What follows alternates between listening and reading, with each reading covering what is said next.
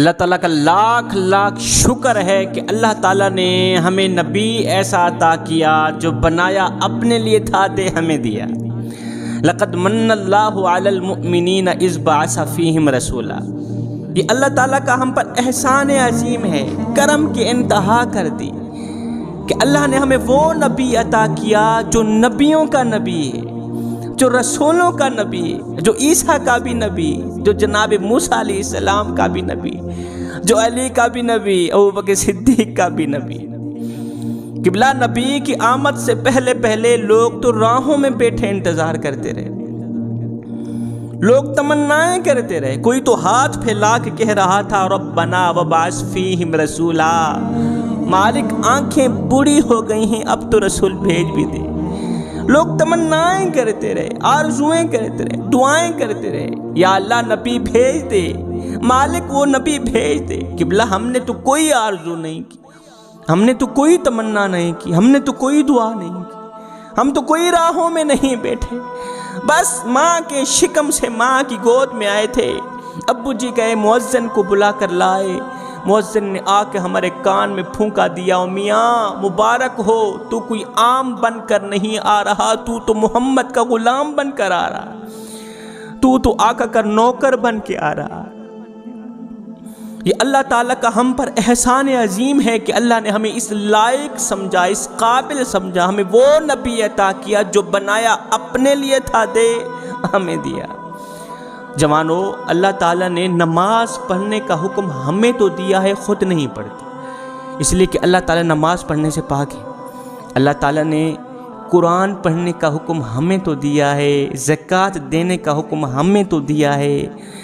اللہ تعالیٰ نے نماز، قیام، رکوع، سجود، تہجد پڑھنے کا حکم ہمیں تو دیا، لیکن خود نہیں پڑھتا۔ اللہ تعالیٰ کوئی کام نہیں کرتا، لیکن سنو، ایک کام اللہ تعالیٰ ضرور کرتا ہے، سن کر حیران رہ جائیں گے کہ آخر وہ کون سا کام ہے جو اللہ خود کرتا ہے۔ وہ کام تو بالا تر ہوگا، وہ کام تو بڑا ہی نرالا ہوگا، جو اللہ تعالیٰ خود پسند کر کے اس عمل کو پورا کرتا ہے، خود وہ عمل کرتا ہے، خود وہ کام کرتا ہے۔ وہ رحمان جو ہر کام کرنے سے پاک ہے، مگر یہ کام کر رہا ہے، کام تو بڑا ہی اعلیٰ قسم کا ہوگا نا۔ یا اللہ نماز پڑھیں ہم، یا اللہ قرآن پڑھیں ہم، زکوٰۃ دیں ہم، روزہ رکھیں ہم، حج کریں ہم، بتا تو صحیح تو بھی کچھ کرتا ہے یا نہیں کرتا؟ میرا اللہ فرماتا ہے بندے، ان اللہ و ملائکتہ یصلون علی النبی یا ایھا الذین آمنوا صلوا علیہ وسلموا تسلیما۔ فرمایا اے میرے بندے، میں کیوں نہیں کچھ کرتا؟ میں صبح بھی نبی کرتا ہوں، میں تو شام کو بھی نبی کرتا ہوں، میں صبح و شام اپنے پیارے محبوب جناب حضرت محمد مصطفیٰ صلی اللہ علیہ وسلم پر درود پڑھتا رہتا ہوں۔ مطلب یہ عمل میرے اللہ کو بہت زیادہ پسند ہے۔ جوانو، صرف کائنات نہیں، صرف یہ جہان نہیں، بلکہ دونوں جہانوں کے مرکز کا نام مصطفیٰ ہے، دونوں جہانوں کے مرکز کا نام مصطفیٰ ہے۔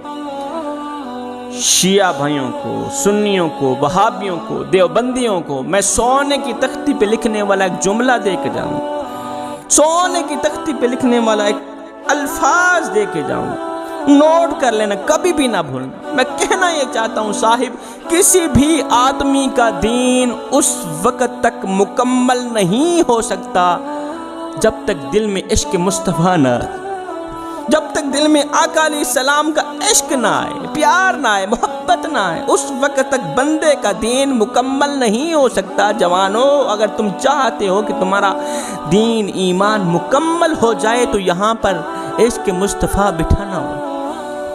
عشق کی بات آئی، مجھے سچے اور پکے عاشق رسول باب خادم حسین رضوی کا وہ قیمتی جملہ یاد آ گیا۔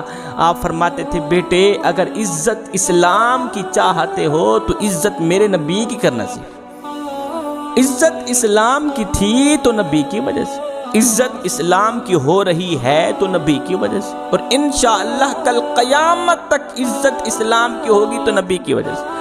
ہم صحابہ سے محبت کرتے ہیں صرف اس لیے کہ یہ میرے نبی کے صحابہ، ہم صحابہ سے پیار کرتے ہیں صرف اس لیے کہ یہ میرے نبی کے صحابہ ہیں۔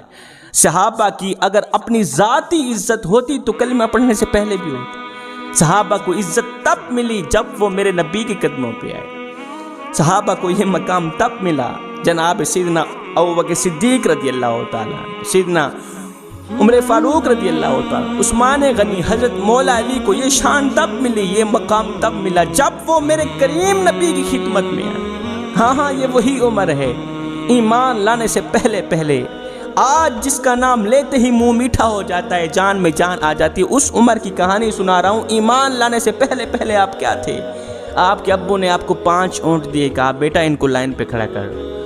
آپ آگے والا اونٹ لائن پہ کھڑا کرتے، پیچھے والا اونٹ ٹیڑھا ہو جاتا، پیچھے والا اونٹ لائن پہ کھڑا کرتے، آگے والا اونٹ ٹیڑھا ہو جاتا۔ آپ کے ابو جی آپ کو مارا کرتے تھے، ڈانٹا کرتے تھے کہ تم ایک مالدار عرب کے بیٹے ہو اور 5 اونٹ لائن پہ کھڑا نہیں کر سکتے۔ ہے پہلے تو سیدنا عمر فاروق 5 اونٹ لائن پہ کھڑا نہیں کر سکتے تھے، جب میرے کریم نبی کی خدمت میں آئے تو شرق سے لے کر غرب تک 24 لاکھ مربع میل کی شہنشاہی کی، انسانوں کو بھی ایک لائن پہ کھڑا کر دیا، حیوانوں کو بھی ایک لائن پہ کھڑا کر دیا۔ مجھے بتاؤ تو صحیح، یہ صدقہ میرے عربی لجپال کا نہیں تھا تو اور کن کا تھا؟ ایک یہودی جہاں بھی کنواں کھدواتا اس کا پانی کڑوا نکلتا، اپنی زمین پر جہاں بھی کنواں کھدواتا پانی کڑوا نکلتا، بڑا ہی پریشان تھا۔ ایک دن اس کو کسی نے مشورہ دیا، کہا کہ چلا جا مدینے کی سرزمین پر محمد نام کے ایک شخص کے پاس، اس سے جا کے دعا کرا، وہ جو بھی دعا کرتا ہے نا، یہاں سے دعا نکلتی بعد میں قبول پہلے ہوتی۔ کہا جی میں تو یہودی ہوں، کلمہ تو نہیں پڑھتا۔ کہا کوئی بات نہیں، جا دعا تو کرا لے، تیرا کنواں میٹھا ہو جائے گا۔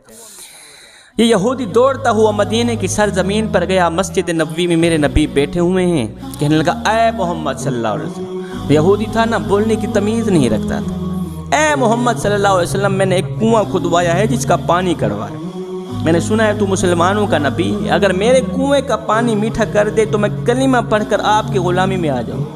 میرے نبی نے فرمایا اٹھو صحابہ، چلتے ہیں اس یہودی کا کنواں میٹھا کرتے ہیں۔ حد ہو گئی قبلہ، حد ہو گئی، کنواں بھی اسی کا میٹھا کرنا ہے، کلمہ پڑھا کر جنت بھی اسی کو دینی ہے، کنواں بھی اسی کا میٹھا کرنا ہے۔ خیر میرے نبی آگے جا رہے ہیں، وہ پیچھے جا رہے، اس یہودی کے کنویں کے پاس جاتے ہی میرے کریم نبی نے اس یہودی کے کنویں کے اندر اپنا تھوک مبارک پھینک کر میرے نبی نے فرمایا یہودی جا، تیرا کام ہو گیا ہے، تیرا کنواں تو میٹھا ہو گیا ہے، اب کلمہ پڑھ کر دل بھی میٹھا کر۔ یہودی کہنے لگا جی اگر تھوک پھینکنے سے کنواں میٹھا ہو جاتا یہ کام تو میں بھی کر سکتا تھا۔ میرے نبی نے فرمایا یہودی تیرا کنواں میٹھا تو ہو گیا، اب کلمہ پڑھ کر دل میٹھا کر لے۔ کہا نہیں پہلے مجھے چیک کرنے لگا۔ اس نے ڈول لٹکایا، پانی پیا، پانی میٹھا تھا۔ دوسرے کونے پر گیا، کہا مجھے ابھی یقین نہیں ہو رہا، میں سارا چیک کر لوں۔ دوسرے کونے پر گیا، ڈول لٹکایا، پانی نکالا، پانی پیا، پانی میٹھا تھا۔ تیسرے کونے پر گیا، جب چوتھے کونے پر گیا، پانی میٹھا تھا۔ حیرت زدہ ہو کر میرے نبی کو تک کر آنکھوں میں آنکھیں ڈال کر کہنے لگا، ابھی وہ یہودی تھا، آنکھوں میں آنکھیں ڈال کر کہنے لگا اے محمد صلی اللہ علیہ وسلم مجھے ایک بات کا جواب دے دے، وہ یہ ہے کہ تو نے تھوک تو اس کونے پر پھینکا تھا، اثر یہاں تک کیسے آ گیا؟ اتنا بڑا کنواں ہے، تالاب نما کنواں ہے، تو نے تھوک تو اس کونے پر پھینکا، اثر یہاں تک کیسے آ گیا؟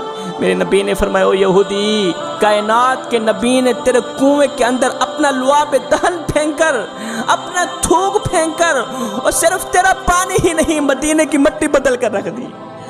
اس وقت تو مدینے کی ساری مٹی میٹھی ہو گئی، مدینے کے سارا پانی میٹھا ہو گیا ہے، تو اپنے پانی کی جند کو رو رہا ہے۔ قدموں پہ گر کر کہنے لگا یا رب، جس نبی کے لعاب دہن کے صدقے تو نے میرا کنواں میٹھا کیا ہے، اب اسی کے قدموں کی خاک کے صدقے میرا دل بھی میٹھا کر۔